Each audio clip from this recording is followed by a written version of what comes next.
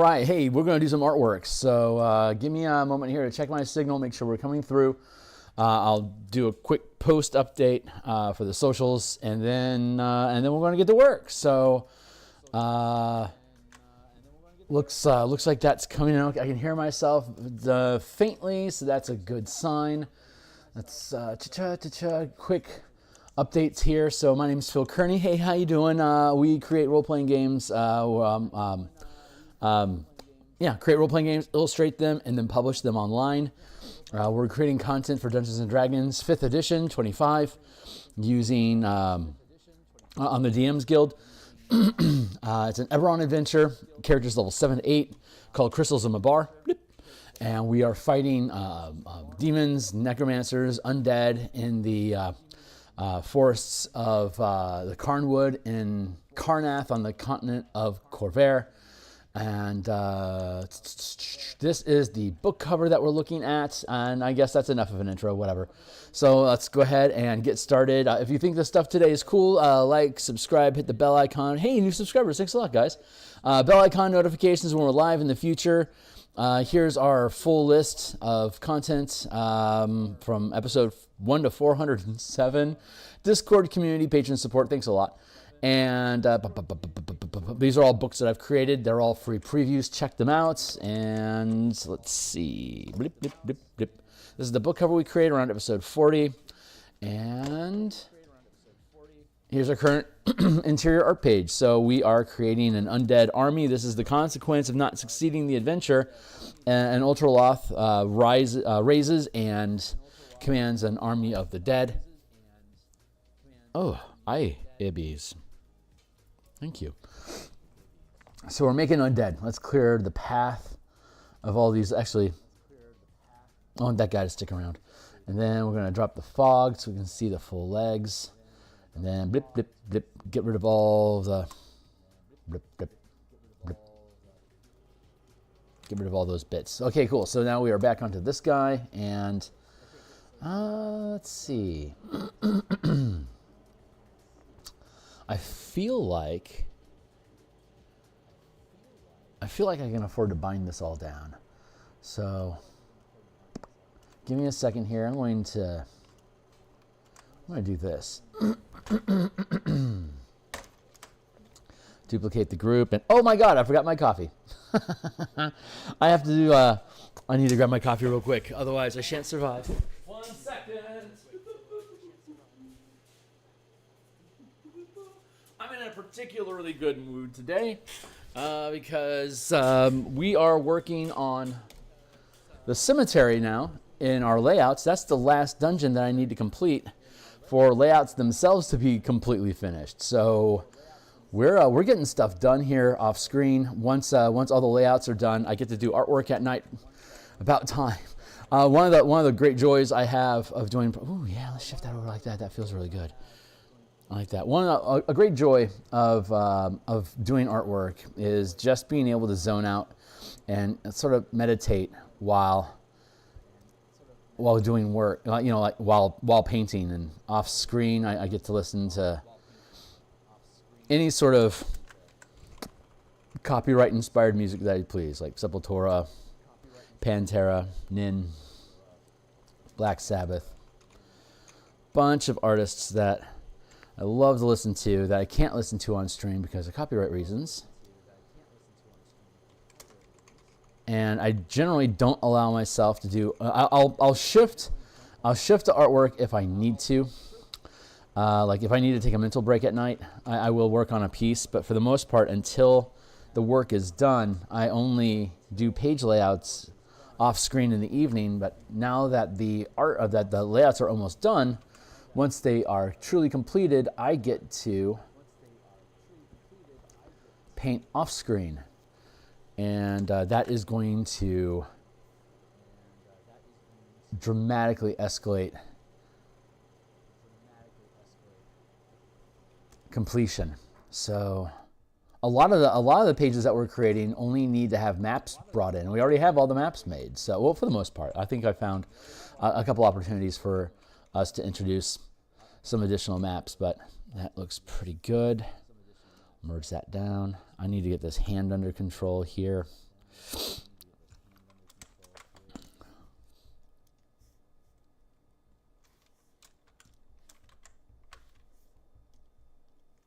Go with free transform, and then drop the size. Scooch. That feels pretty good. I'll lock that there. We're going to merge this down. We're just sculpting the shape of the body a little bit here to get the pose the way that I like.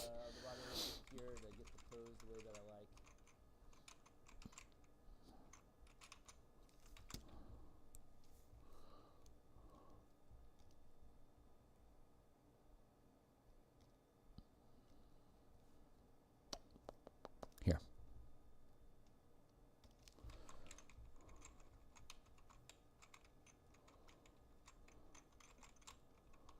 Drop this guy in right around here. And that should end up working out. Okay, cool. Now I want to mess around with the body form a little bit more. So I stream 5 days a week in the morning like this, just like we're doing right now. And we do artwork in the mornings on Monday through Friday, and on let's see, on Tuesdays, Fridays, and either Mondays and Wednesdays, I'll do a lunchtime stream of game design or game prep or whatever it is I need to get done. I'll do lunchtime stuff. And then on Mondays and Thursday nights, including tonight, we work on the Bastion campaign source book that we're creating to publish on the DMsGuild that leans into the Bastion system that's in the new Dungeon Master's Guide. It's a very system. Well, what the DMG's provided is a very narrative sort of system light style of Dominion play. It's not really even Dominion. It's just a place to keep your stuff, and a side benefit is that it gives you free gear and eventually free magic items. Okay, but I've been a DM since 1987, and that was back in the days of when your characters gained levels. They eventually started to just naturally attract followers that wanted to support the cause of whatever it is that your character is deciding is important. They kind of get a little bit of a fanatical following, which is awesome. That's you can then build an army and go, impact the world if you choose. And that is not present in the current Bastion system. It's very much just flavor. It's like the social interaction peel. If you were to take the Dominion style of play of commanding armies and having protection, like protecting a region and overseeing a community, if that was like the armies were the combat pillar of adventure, and then overseeing the needs of the community that is your protectorate, if that would be the exploration pillar of adventure in your game, then the Bastion system that that Wizards has produced would be the social interaction pillar of adventure. In that there's no die rolls. It's just you tell the DM what you want to do with your place. He says okay, and then you go back to your normal adventure, maybe with more stuff than you had before you had your Bastion term. So we're developing a document that dives deeper into the mechanics of what a Bastion system can be and how that Bastion system can aid and expand opportunities created inside of an adventure. So the DM takes, I guess, like partial ownership of the Bastion. It becomes a tool of the campaign to be able to generate adventures, basically. So the DM has things happen. The team decides how the Bastion hirelings are going to respond to it, and if they do a bad job, a new adventure is created trying to fix their mistakes. So your characters continue to assert themselves as the authority in the facility and the go-to for resolution. There we go. So I'll be working on that tonight. We've got the base scaffold of how the mechanics work. And now we want to, we're building out the 35 facilities that we have. We're resolving the mechanical specifics for each of those. So that's what we'll be doing tonight.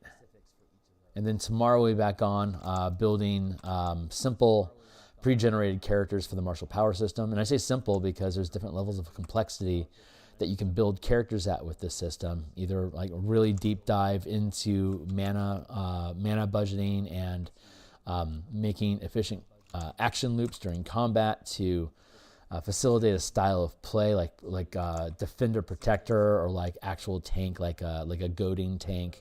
These are different types of fantasies that your characters can effectively implement using the martial power system that we've been developing here for the past year and a half. It's good, and it's a really cool solution to the martial caster divide, and it gives every character a mana resource, so that if you're using color mana or elemental magic, then every character can express their characters and perform actions utilizing mana, and from the framework of, like in Ravnica's case, like through the colors of your guild. You can represent like your character's attitude and how they approach the world, like an alignment system, basically. Hey, Francois, how you doing? I'm rambling a lot today, my man, so strap in, y'all.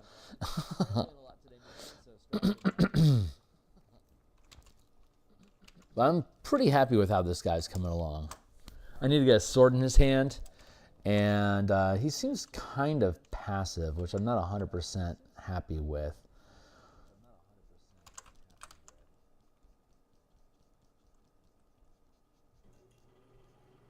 And his hips are cocked a little weird, so I want to fix those. We'll be done with this guy soon enough. And then we'll move on to the next one. And then, so we only have one more in the front line. And once that one is finally completed, we will be able to move to the back line, then the Yugoloth, and then this piece will be done. And then we'll go over to the rest of the page to do all these artifacts. And that will take us a while. Hopefully I can get an artifact done every day or so. We'll see if that's true or not, right? I give an arm to chew on. Maybe I'll put an arm in the other. I'll give him a sword and then maybe an arm in the other hand. We can dual wield. He can triple wield. I guess the arm that he's holding can hold a sword while he's holding a sword with the arm, and then in his other hand he can just hold a sword by himself. Oh my God, that's awesome. Well done, Francois.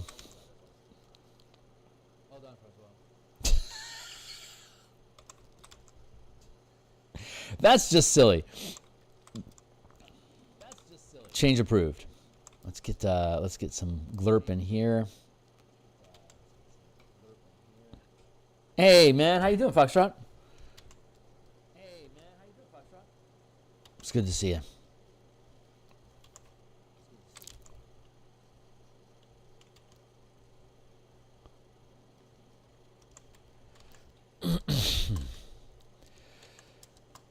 I feel like I want to bring this leg in a bit. No, let's bring this leg in. No, yeah, this one. Yeah, across here like that.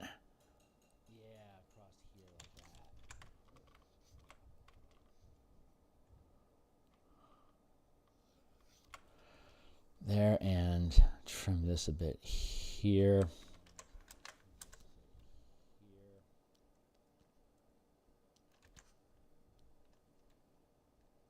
That already feels better. Where's down? And then let's put some more gut here. Sort of flesh that out. Pardon the pun. What's going on, guys?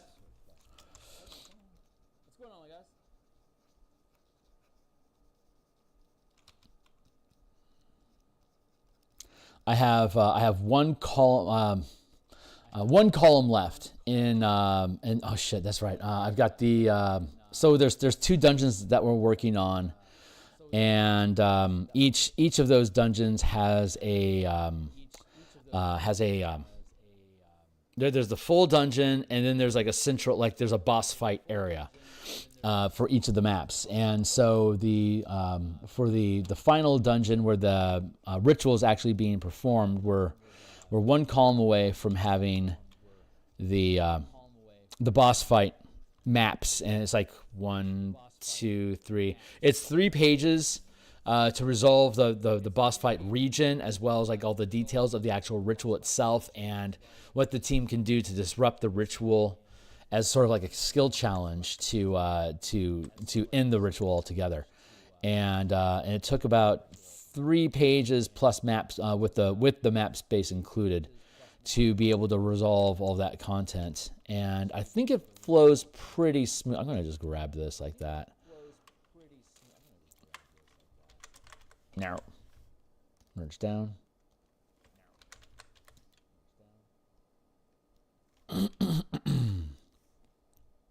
So that's almost resolved, and then we have, then I need to resolve the dungeons surrounding the boss fight, and then we have one dungeon after that, the cemetery, that has a boss fight area and just the general terrain, and those I think will go pretty.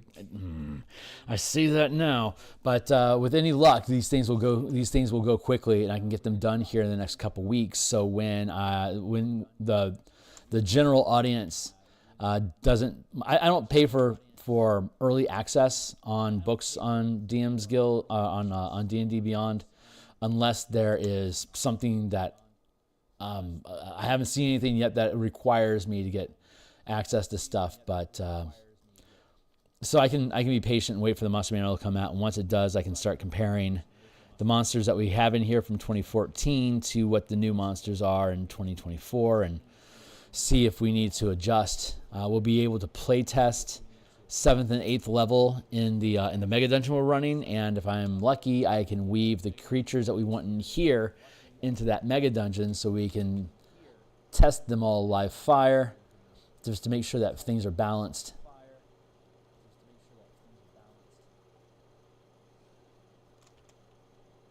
And so everything seems to be clipping along very, very nicely.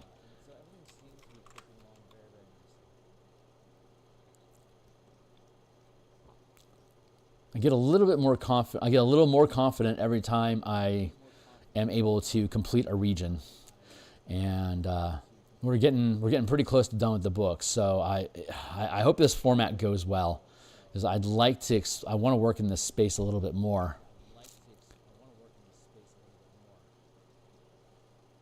Like the 16:9 format, I want to use that in upcoming pieces as well. I don't think I'm going to use it for the color mana system. I think I'm going to leave that just 8.5 by 11, 2 columns, but I'm considering it for more stuff. I still feel like that head's too big.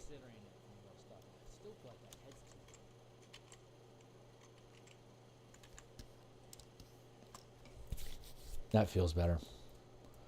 1, 2, yeah, finally that head's starting to 3, 4, 5, 6. Yeah, that's good now. Those arms are actually a little short. No, those are about right. Those are about right. I can bring the bottom of these legs in a bit.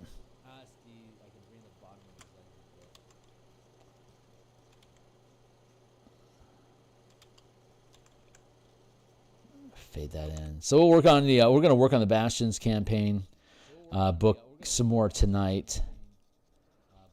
And then we're going to build a simple barbarian pre-generated character tomorrow at lunch. And then Saturday morning, we're moving playtesting to Saturday morning. It seems like we should have more participants.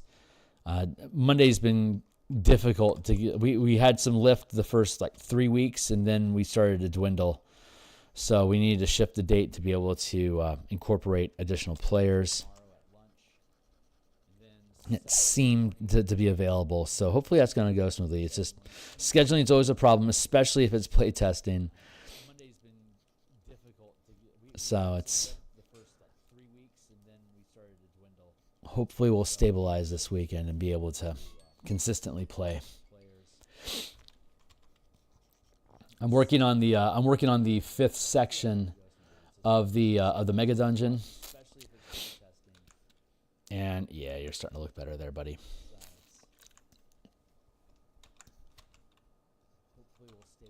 Let's clean that up. The fungus on this one looks good. Hey, thanks a lot. I like how you did that. The head did look too big. And I could join on a Saturday this Saturday. Yeah, it's this Saturday. It's 9:30 a.m. till 1 p.m. I have a cat. I can run with anywhere from 3 to 5 players. I don't know how many people are showing up. I'm a little concerned that more people show up than 5. I don't know if I doubt we're gonna have more than 5.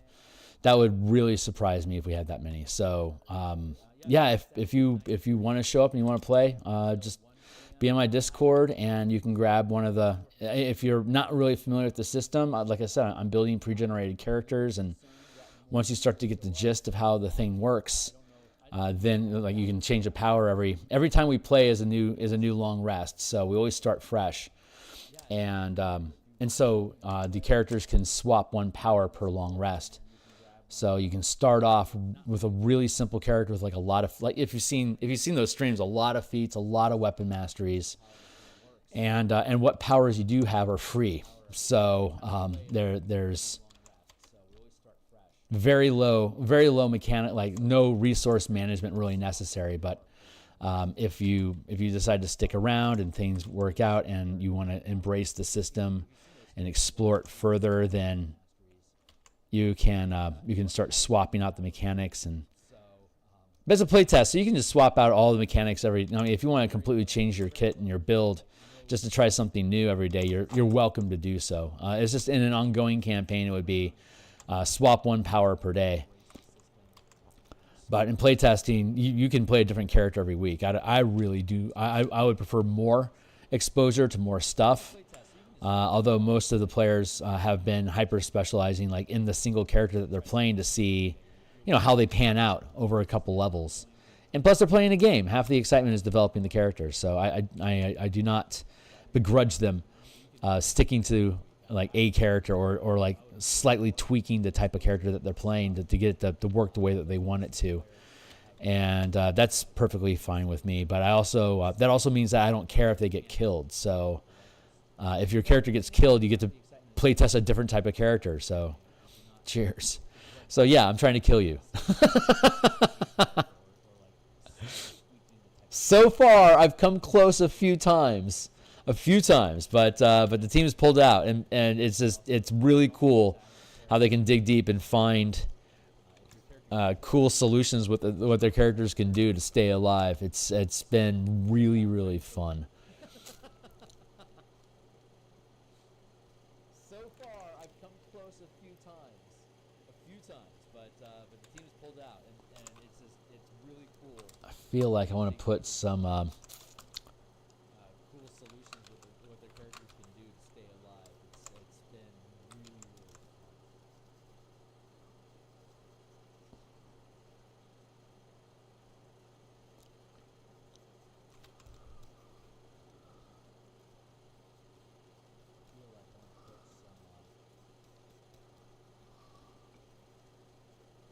really, really fun. Put some sickly flesh on them. It just feels like the right thing to do. So it's gonna add on, because the way that I do layering, or just basically like adding clay. I guess you could say that I treat paint more like clay, and just don't worry about the third dimension. But the process is the same. Slap some extra material onto it, and then sculpt, smudge, and push it into the place that it needs to be for the form that we're creating. So very much like paint sculpting, which is just a lot of fun. It's a lot of fun to use the tools that way.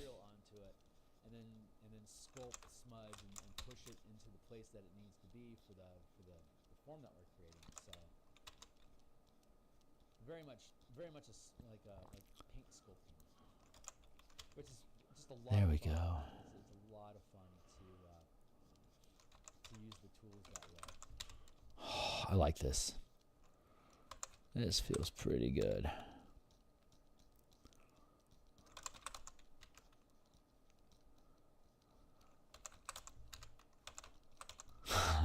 Nice.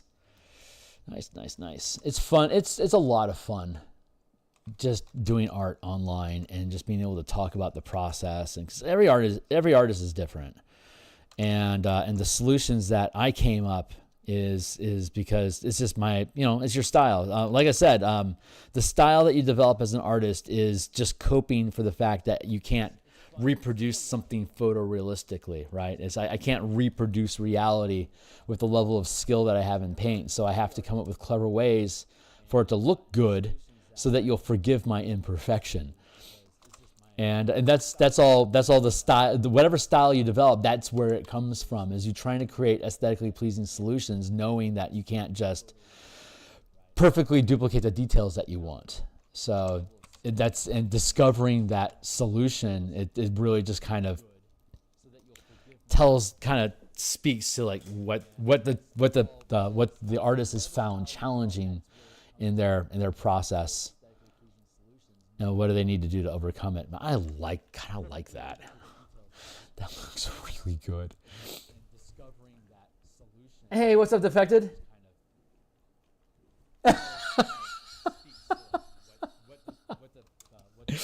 Defected, man, I'm glad you're here. Thanks for sticking in. Yes. Oh my God, the sculpting. It's just it's the grossness is so fun.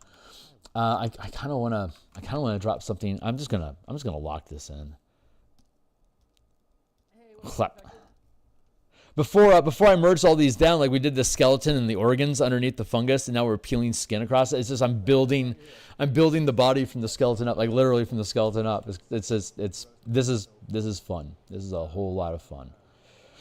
Yeah, I'm gonna leave that loose because it's fun. Let's grab a chunk. I feel like I want to come in here and do this.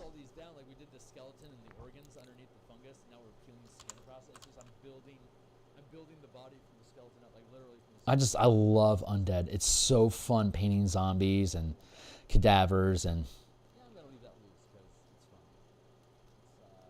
it's so profane.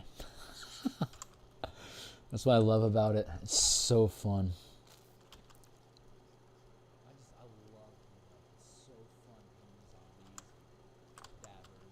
And you get to mess around with like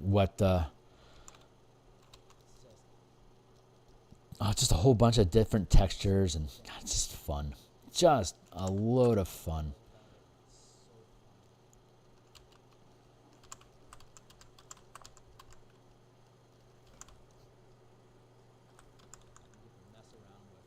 Let's see if I can get a highlight in there.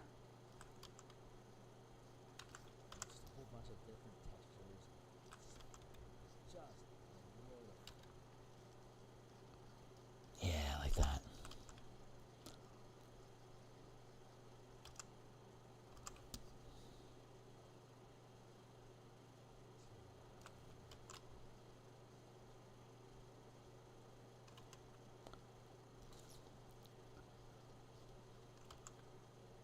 But I digress.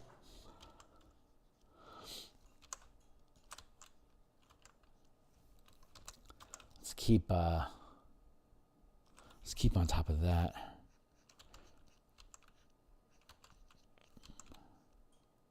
Not there. I feel like I don't think you guys ever get to hear the music that I'm listening to, but it has definitely stopped. Where am I at? There we go.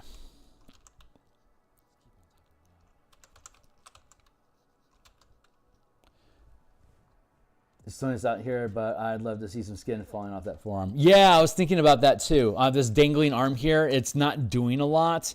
So having it be dangly, fleshy bit would probably be a really good idea to add interest to it. It's sliding in the background behind other bodies, so I can manipulate the shadow and the lighting on it. But you're absolutely right. Great suggestion, by the way. I was actually thinking about that already. So like you're right there with me, buddy. Right there with me. Let me get this lighting effect resolved in here, and then we'll go on and we'll decay the arm. Once we get that arm flap taken care of, it should be looking pretty good, and then we can take care of the sword. Once the sword is resolved, then we can move on to the next skelly. Right there with me, buddy. Right there with me.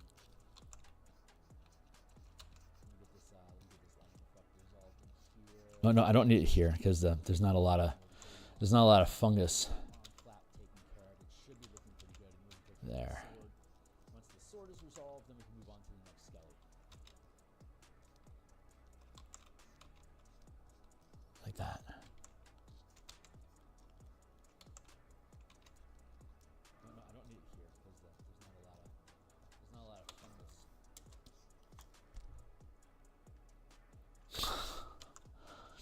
And we'll put a little bit in here.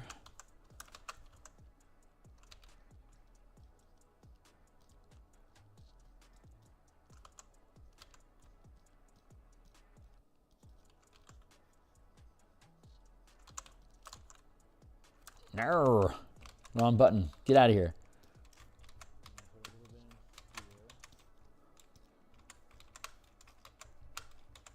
Buttons, thank you.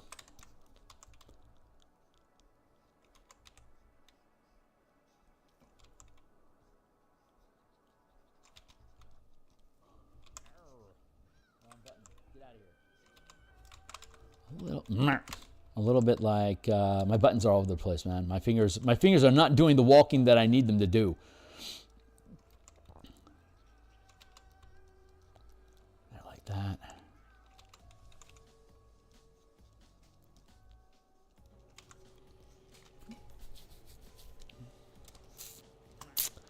And then we'll think something like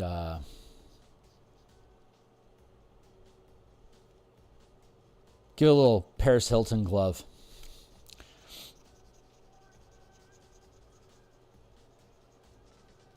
And you can't really tell who she is until, you know, you check the dental records.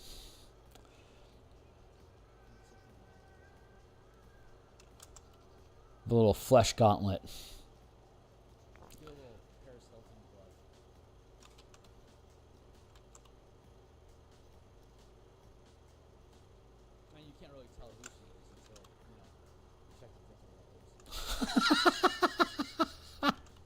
It's hot. Well said. Oh man, it snowed pretty good last night here in Seattle. We've only our first snow in the Puget Sound was 2 days ago, I guess. And when it hits, everyone's all discombobulated. But we, as long as it doesn't pile up on us, too, like we're not good with snow in this place. We're not used to heavy snowfall. So it takes a little while for us to figure it out. I'm going to drop this down to here. Now I want to put those back in. We need to have a serious conversation about these fingers. We're not used to heavy snowfall. So it takes a little while for us to figure it out.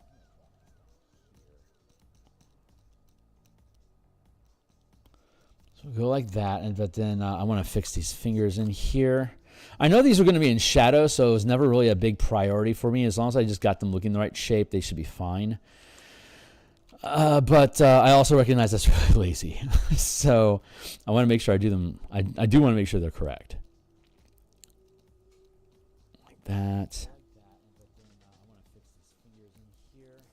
I know these are going to be in shadow, so it was never really a big priority for me. As long as I just got them looking the right shape, they should be good. And but I also recognize that's really lazy. So I want to make sure I do them. I do want to make sure they're correct. Oh yeah, that immediately adds value to that limb. Much better. While I'm at it, I feel like I want to just do a little bit of a limb over here too.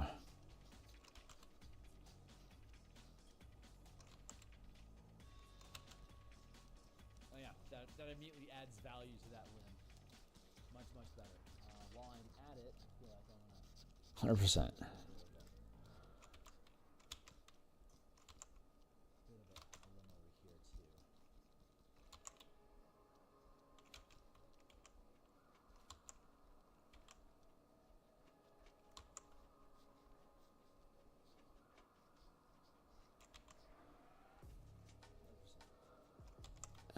I want to lift, like peeling off of the bone.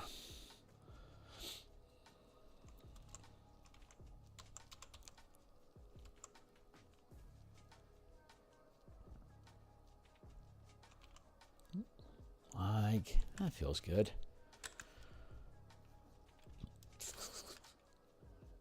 Oh yeah. This elbow's that's what's been twitching on me here. The elbow's low.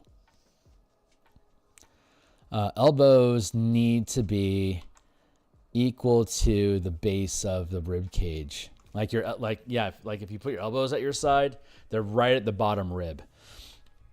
And then your fingers should be able to basically clear the end of your butt, or like your coccyx bone here.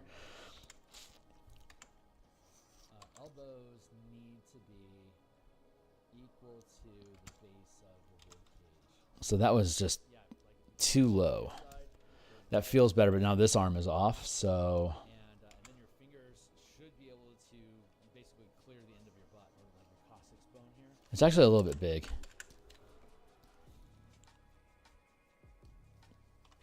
That's about right. And that hand's still a little chopped, but we're gonna put a sword in his hand first, and then we're gonna see how it drapes.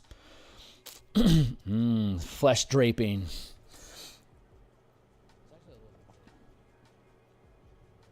I didn't know that about hand length around the knee.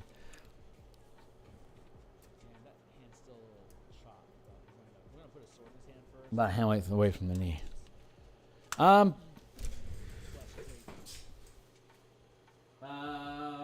is a negative. That is a negative. I think it's more like 1.5 to 2, somewhere around there. Maybe I just have long bugbear arms. Or short, stubby, non-bugbear arms. You are sculpted wrong. Let's clean that up.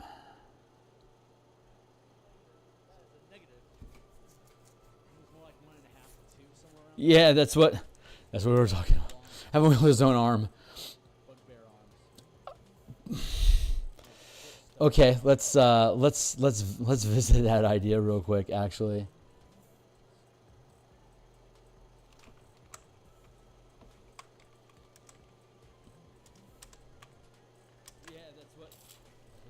Let's see how that plays out. Okay, let's visit that idea real quick, actually.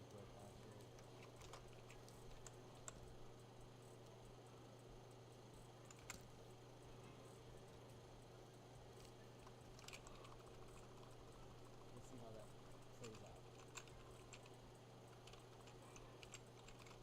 I mean, the grip is perfect. I mean, it's just like it literally just slips right into his grip. So, I mean, yeah, my guy, I think that's subtle, and I like it. You were measuring while you were sitting down. Shut up. Hold on real quick. Something's barking on my phone. Yeah, okay, we're good. I need to shift my seat. Sitting down.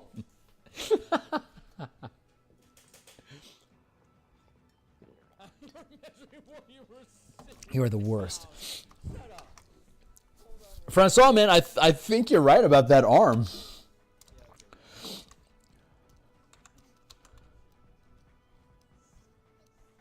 Kind of like really like how that ended up.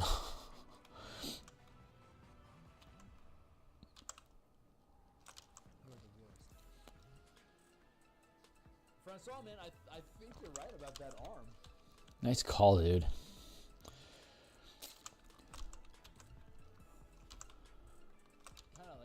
I have a body horror trigger at the in the intro, like description of the book at the very beginning.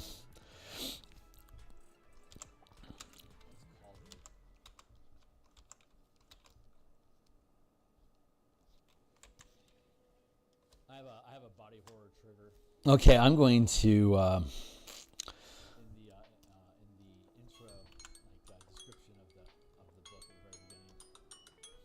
I hear you, timer. Give me a second.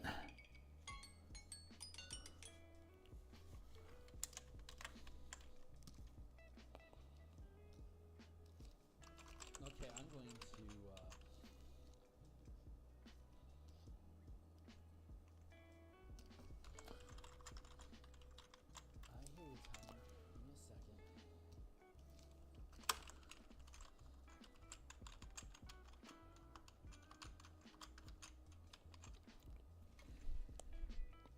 Okay, nay, that sits nicely. I really, really like how all this stuff is coming together.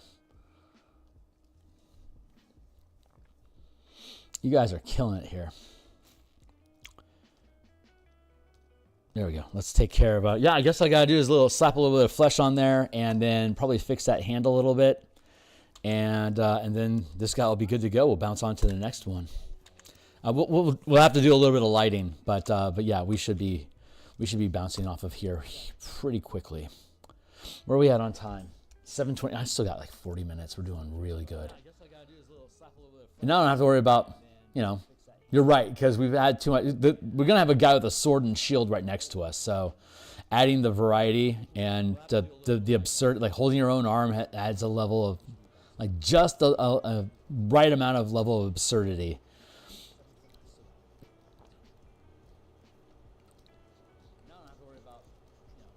It also speaks to the nature of Undead just looking at flesh as utility.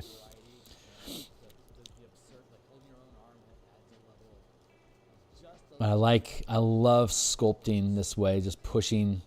Like I said, I only use a hard round brush when I'm adding paint, and then the rest of it's just these different types of smudging tools that I've built. They all work with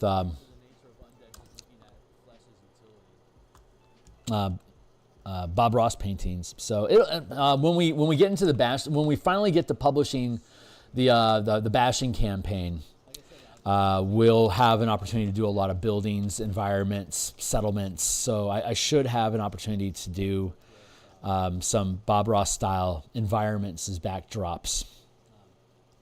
I love environment art. I love doing landscape painting. It is super fun. And so when I make a piece, I try to find ways to squeeze that sort of illustration into whatever it is that we're doing, because you can't have enough like setting visuals to help try to ground like where in the world, or what's the world like around your characters, because it's not Earth, right? Trek Heroes, new Flarefall role-playing game that he's playing, that he's been building, uses near future Earth after a solar flare destroys all the technological stuff that we had built and effectively pushes us into post-apocalyptic setting. And he had really great comments about how much a near future sci-fi setting, how much work, just knowledge of how the world works itself, grounds the characters into just getting on board with the narrative, even if it's post-apocalyptic, like mutations and rogue AI robots and stuff like that running around. It still is like, you know what a cell phone is, you remember Twitter, stuff like that. And these things can exist inside of the game universe, and I admire that. Shadowrun certainly had a component of that. I appreciate the irony that I lived in Missouri when I first ran into Shadowrun, and I absolutely love it.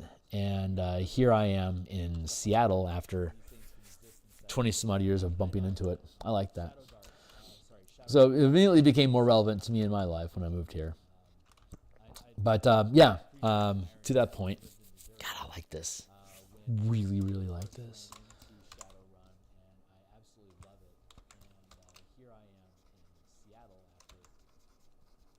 Let's here. So it immediately became more relevant to me in my life when I moved here. But to that point,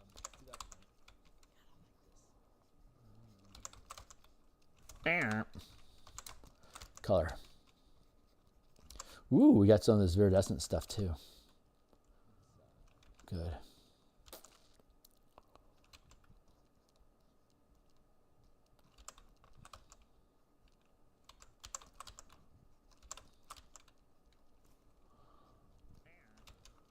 There we go. Ooh, we got some of this viridescent stuff too.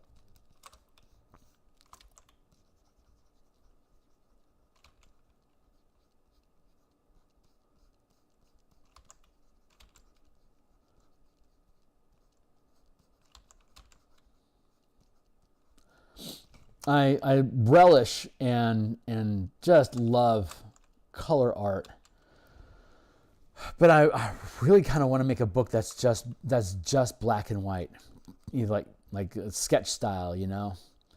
I don't do a lot of that. It's been a long time since I've produced like professional work that's just black, like black ink or pencil gray tone, and I kind of miss it. But DMsGuild really kind of leans into the best kind of color art you can get your hands on, or in my case, that I can produce. That's just the market, you know. That's what the market expects in DMsGuild stuff. But like in the broader ttrpg community, color, like full color art everywhere is kind of an atypical luxury that most indie creators don't have. So they stick to much more simple line art, and I love line art. It's a lot of fun to do. There's crazy type of techniques and details you can create inside of that sort of work. So I kind of miss it, and I want to head in that direction. But at the same time, I only want to work in PDFs because I can mess around with the like the 16:9 format I want to mess around with, which would allow me to work in color.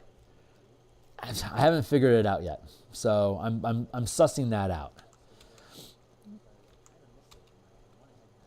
I also keep playing with the idea of like a limited palette, like do line art, but like have one color in the piece, or like have like the line, instead of the line art being black art, like have the line art be one color, and then have the whatever like filling color that I use, or what limited spots of color that I use, be a contrasting or a complementary color to the line art, so that I can play, I can just play with that idea a little bit more. And it's not there yet. I can feel it, but it's not quite there. I suspect it'll arrive just about the time that it's appropriate for me to start using it. So I'm not really stressing it too much, but it's stuff that I think about, and I just wanted to share it. So I need the paint to cover my crap line art. Well, but I have a very sketch oriented style though. And I can get a lot more emotion and just kinetic energy in the inaccuracies of my line art, like my style, my coping style when doing line art or like pencil sketch, is exaggerated forms that have like an energy to them that push in a direction. And a lot of times I lose that energy when I start detailing color, because I start worrying about proportions more and, you know, physics, because the color elevates the expectation of the quality of anatomy and stuff like that. You can get away with a lot of cheaty stuff when you're just working with line art or gray tone, that you just can't get away with in color, because it's like, why are you coloring that when you're you know, like when your skeleton's such shit? It's like, like, this is an incomplete piece. What are you doing? Like, it's like polishing a turd, you know? So that's the perspective that I come from. Like, if you're going to spend all this time working on color, you should really make sure that the underlying structure of the piece is solid. So that's why my style, like the style of it melts away when I start adding color to things. And I like the energy that I can catch in the line art. I just haven't gotten there yet. Anyway, we'll see. It'll go someplace. But I have this sense of nostalgia to it, because I used to just fill books of art. So much fun. I'm gonna grab.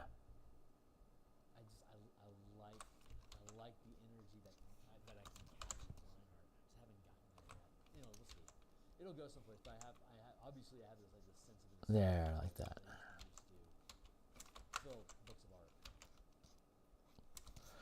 And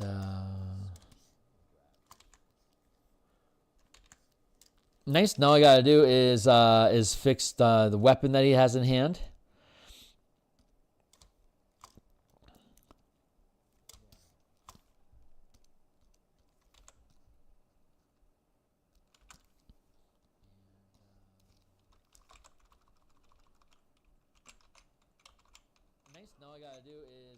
First of all, this is a great idea, man.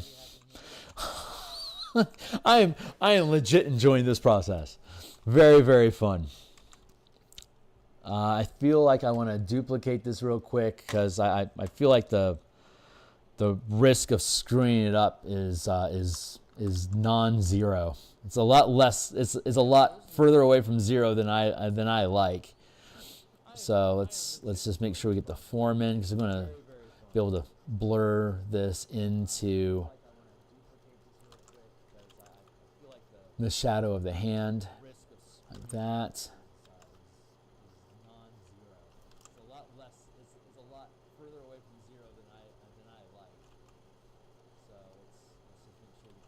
Like with this arm is in shadow here because it's adjacent to a compatriot. So this will similarly be dropped into more shadow.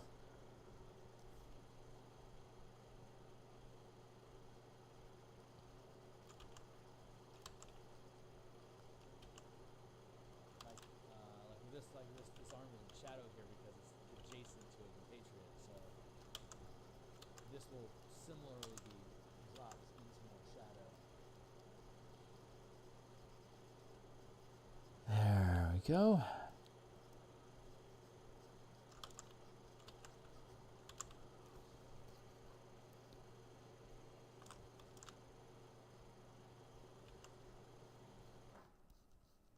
I spy with my eyes some text. What's up? Yeah, no kidding.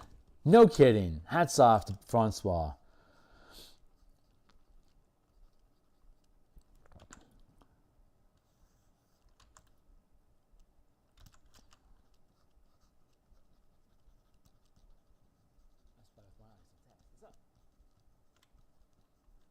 Yeah, no kidding. No kidding. Let's I think I wanna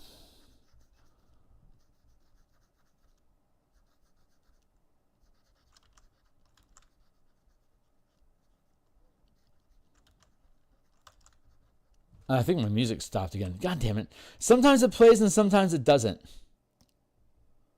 Oh, did I reach the end of my list? Hold on.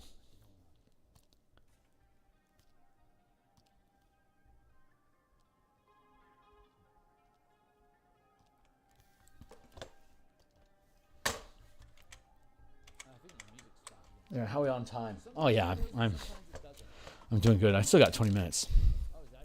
So we'll be able to get started on the next dude. I'm going to roll my time over. I'm going to actually take a second here and take a sip of coffee just to catch my breath. God, I'm having a really great morning. I really appreciate you guys being here with me. This is a lot of fun.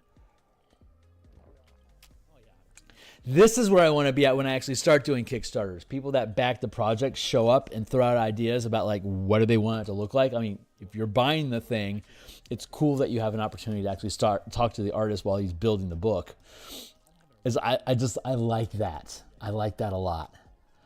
And I'm sure there's got to be other content creators out there that do that, but it's not a common feature.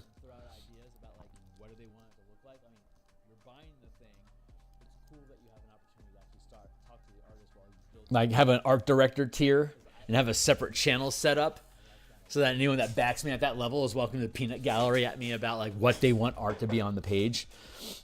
I need to caveat that a little bit. That can get a little weird sometimes. It's gotten weird before.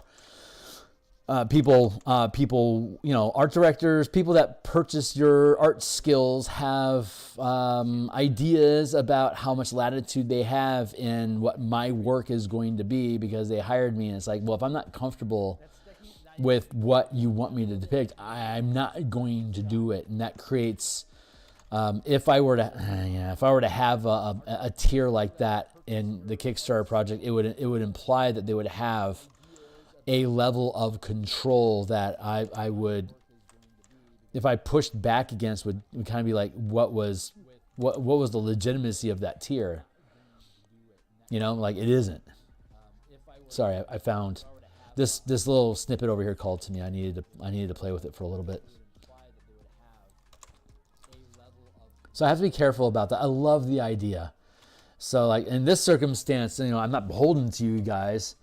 You haven't bought anything. So, your ideas are just your ideas. I can take them or leave them. But if there's a commitment level from a Kickstarter, yeah, that's probably a bad idea. That's probably why people don't do it. That's probably why I haven't seen it. And okay, never mind. I just talked myself out of it. But I do like the idea. Your ideas are just your ideas. I can take them or leave them. But if there's a commitment level, that's also why I stopped doing private character commissions for the most part, unless they're people I already know and familiar with and trust. I love to barter art for like production work, like writing, like co-writers or an editor. It's fun to be able to swap my art skills for their others' book skills, because then I just get to promote whatever it is that they're building. Like, yeah, I'm making this book. I'm making this book for like for example, Joseph Vargas, ukulele bard. He helped me with the math and the action economy for the Spelljammer combat and exploration document. He's really, really good with probabilities and math. He helped us figure out the scaling of creature CR by rank. That was all really, really useful work that he helped me with. And it was fun collaborating with him for like a year. On Saturday mornings, we'd have like a 2 or 3 hour design stream, he and I, just hammering out mechanical details on how this stuff should work.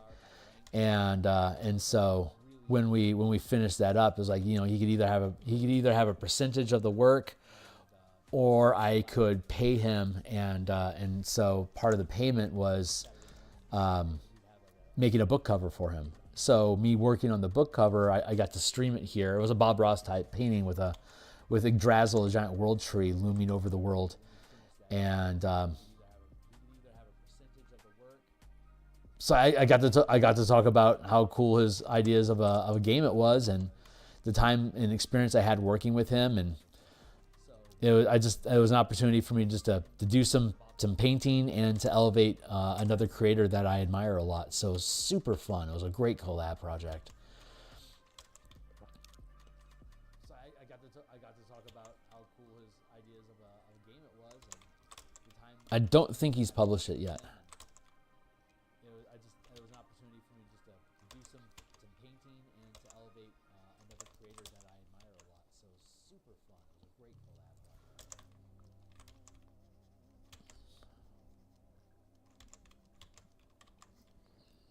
That feels good. I don't think he's published. That's good. Let's fix this hand, and then we'll be good to go.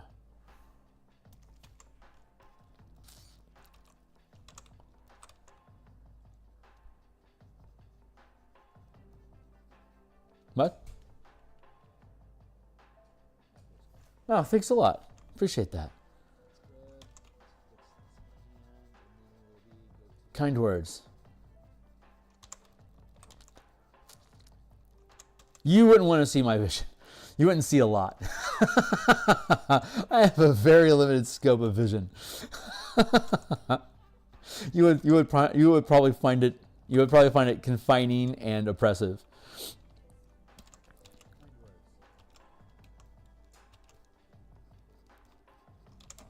But I know what you mean. You wouldn't see a lot.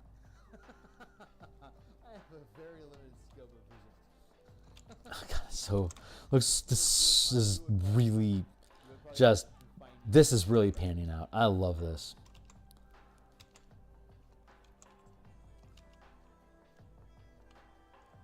But I know what you mean.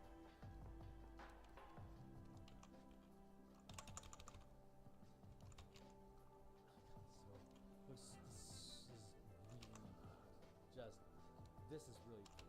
I love this. Raking claw. Rake.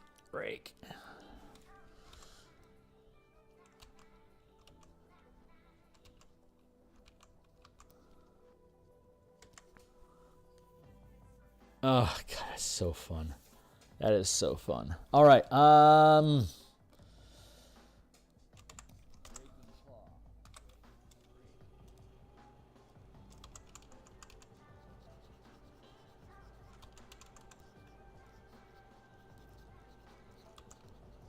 think this is where we're at. Now let me add the rest of the horde so we see how things are sitting.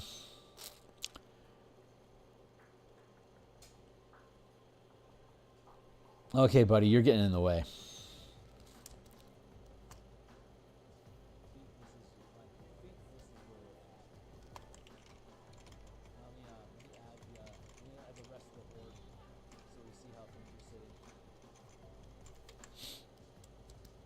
Put you there. Let's pull him forward a bit.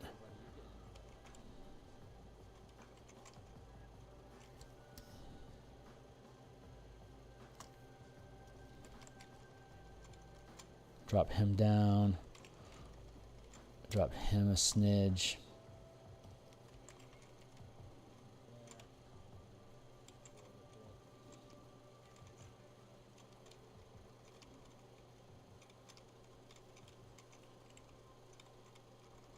There we go.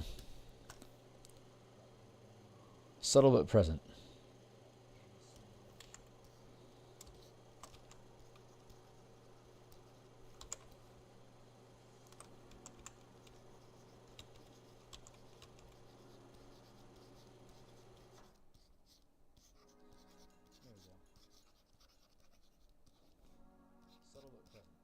Yeah, the limbs are a little crowded, but I'm going to allow it.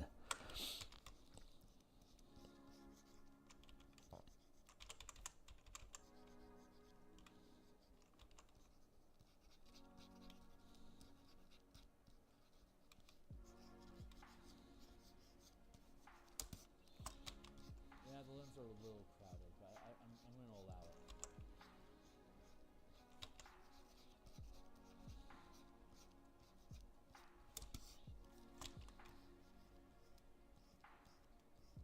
Most of this is just going to get covered up with ground fog anyway.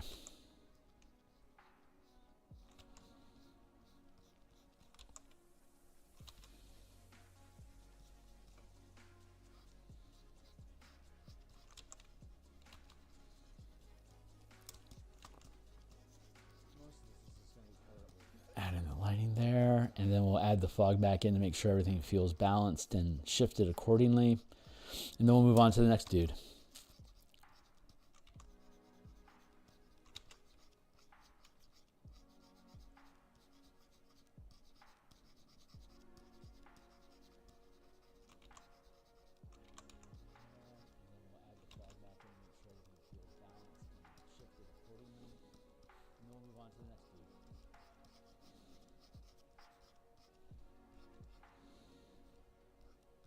There.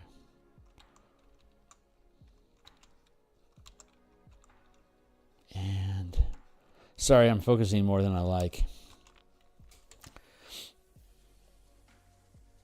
So let's bloop. See, adding the dark shadow there helps make the silhouette stand out more in the fog. The fog is horrible right now because I've scooted the characters around a lot. But when we actually finalize this, we're going to do individual fog layers over each corpse separately, like it's filtering through them. So it'll end up looking good. But I actually think that I think that looks okay. See, adding the dark shadow there helps make the silhouette stand out more in the fog. The fog is horrible right now. This, I think my problem is that this dude is too big. When we actually finalize this, we're going to do individual fog layers over each corpse separately, like it's filtering through them. So it'll end up looking good. But I actually think that it's okay. There. Okay, great. Now we can see that gorgeous limb that he's holding. And there's a great little pocket right here to have him slide into right there. Nice.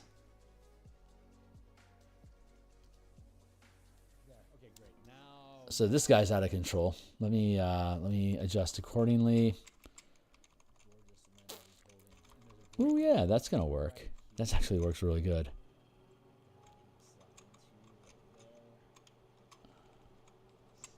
And I need to get this guy under control.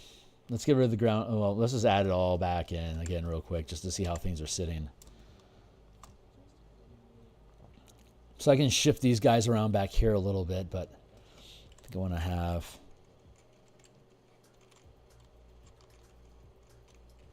this up like that a little bit more, and then we'll scooch this guy. And we can afford to scoot him back a smidge, and then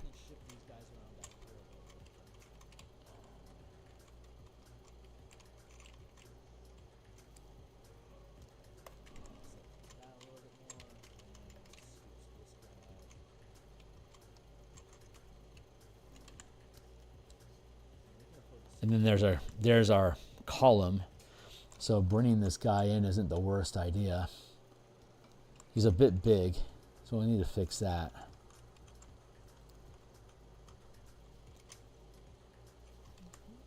What's up? Hey, Abyss. Hey, thanks a lot. I'm a big Magic the Gathering fan. If you're new to my channel, I make D&D content on the DMsGuild.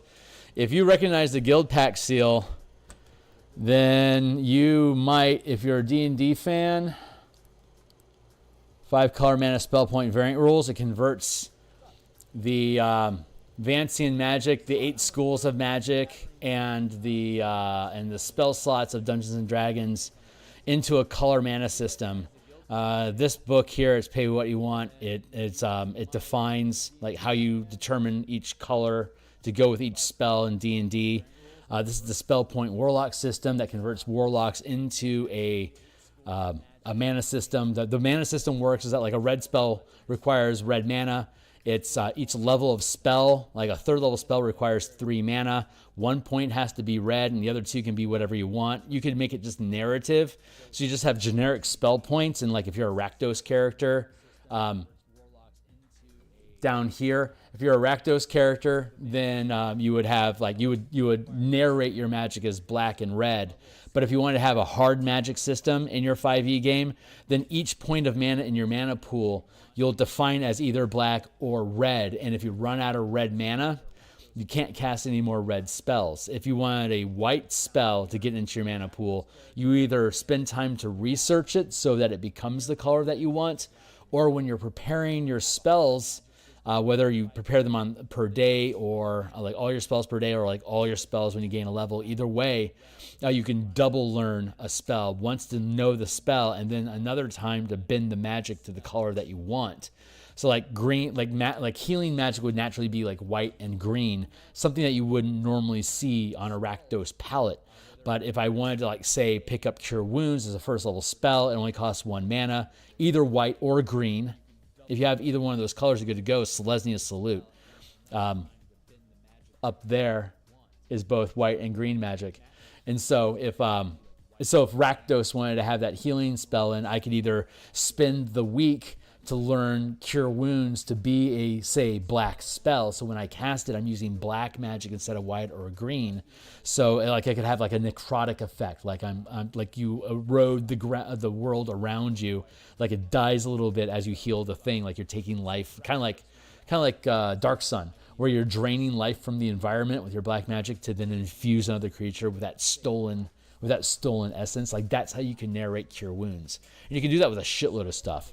The elemental key system, this was back when the Way of the Four Elements, we made it a half caster with Gruul magic of blue, green, and red representing the elements, but we also made an elemental system. So like it's like 1 point per level, so a third, like a fireball spell is a fire spell. So if you have any fire mana in your pool, or if you have any fire key, you can throw fireballs and burning hands and stuff like that. And then whenever you finish a short or a long rest, whether you get mana back or not, whenever you take a rest, you can reconfigure your mana pool. So it's like, I just need to get through this fight, and then we can go take a rest, and I can dump a bunch of black mana back into my pool, and we can all heal. Stuff like that. So, and then here's the core mechanics for the base 7 spellcasters, as well as Eldritch Knights and Tricksters. Here's a specific book about Knights and Tricksters. And then here's some more stuff. But the core mechanics, Knights and Tricksters, Elemental Key, Spell Point Warlocks, and the revised color mana system is really the core of it. And then we're playtesting the martial powers system. I stream martial powers a couple times a week, where we're giving all the martial classes a mana pool also. So like a Rakdos like a Gruul barbarian can have a pool of green and red mana that they then spend on Battlemaster maneuvers or like Paladin Smite type effects, which I've spent like 130 episodes so far developing, and we're currently playtesting it on my Discord channel. So yeah, it's fun stuff. That is Magic All About. Yeah, absolutely. So yeah, if you're a D&D enthusiast, check it out. They're all 100% free previews. You can look through the entire book and check it out. So like all the books I have linked down below, they're all 100% free preview. That's just how I roll. So that's how we do. I'm going to balance the back line here real quick before we figure out the last guy. But yeah, thanks for letting me rant about that. I love color mana. It is the bee's knees, man.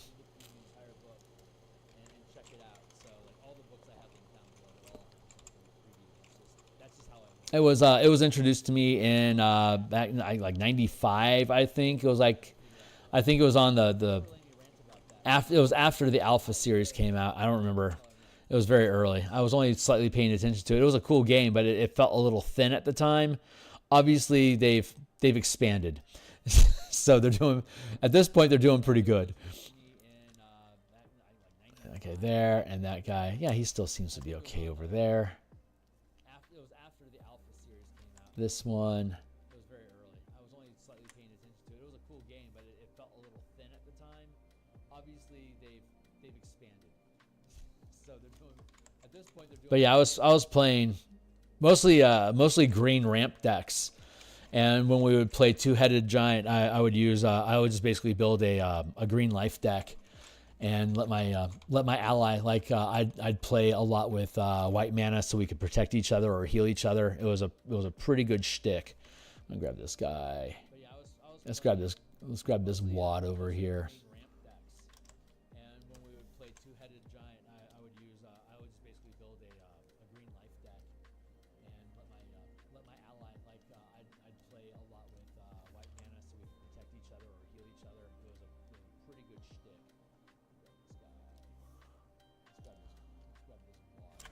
Nah, let's just leave those in place. They're probably going to be fine. That looks pretty good. Okay, cool. I think I'm happy with that. Let's ba-dump, ba-dump, ba-dump. Ba-dump. Dump, dump. Bump, bump, bump. Bump. Yeah, this dude's out of proportion. I need to get him under control, man. Okay, cool. I think I'm happy. Oh shit. Never mind. Well, I guess when we come back tomorrow, I stream 10 times per week. I'm going to stream tonight. We're going to do some bashing campaign work again.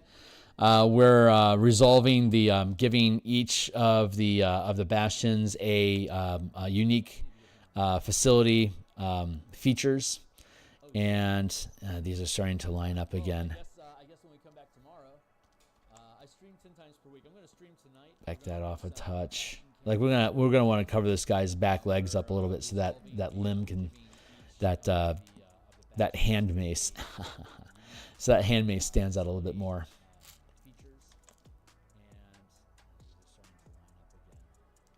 That's extending too much. Let's pull that over. Bump, bump, bump, bump. We're gonna want to cover this guy's back legs up a little bit so that limb can that hand mace. So that hand mace stands out a little bit more.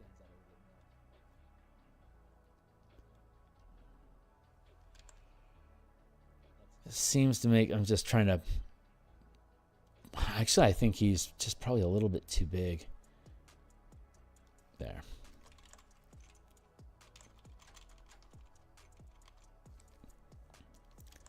And then this guy, I'm gonna have to fix his legs. He'll start to get, he's a little bit big. So let's bring him down a little bit more reasonable.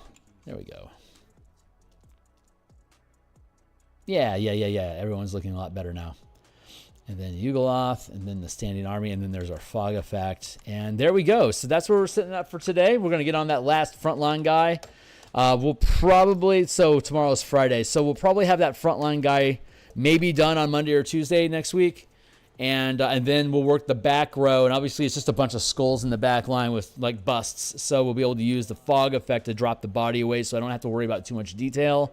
Once we get the horde in the back resolved, then we'll add in more detail. I was loving the art in the new monster manual for the Yugoloth.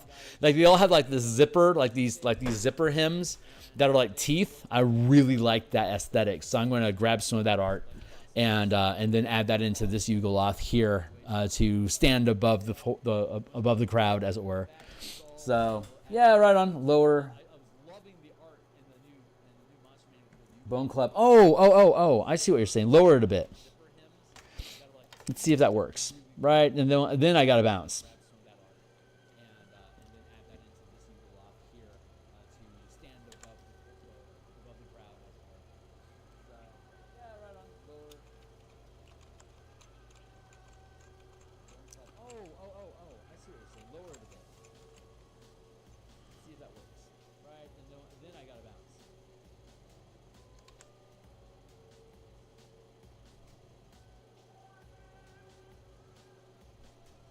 I like this gropey dude, but he's kind of getting in the way. Stand aside, gropey guy.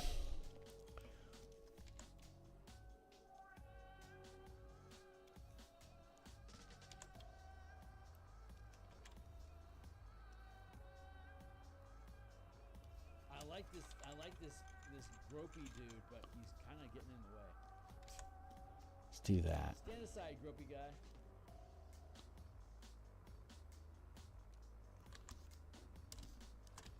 That feels better.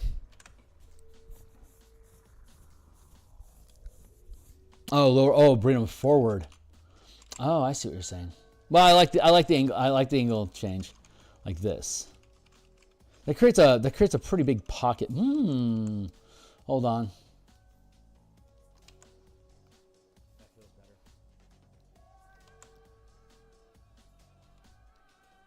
Oh, lower. Oh, bring them forward. Oh, I see. Well, I like the angle. What if we did that? Nah, that's blocking him too much. But that's not a bad change in attitude for the shield guy. So that's not wasted effort.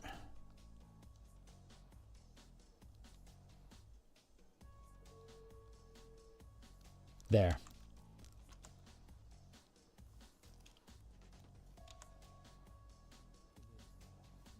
But that's not a bad change in attitude for the shield guy. That's not wasted effort. Ooh, there it is. We found it. We found it.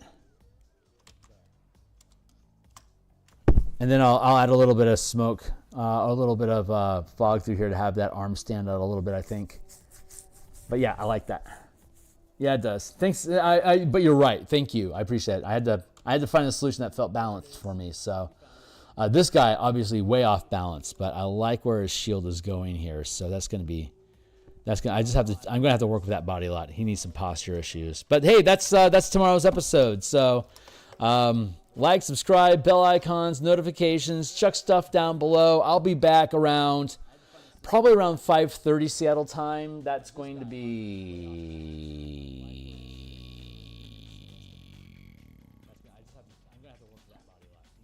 How long is that? 12. Like 9.5 hours. Yeah, in about 9.5 hours from now. There you go.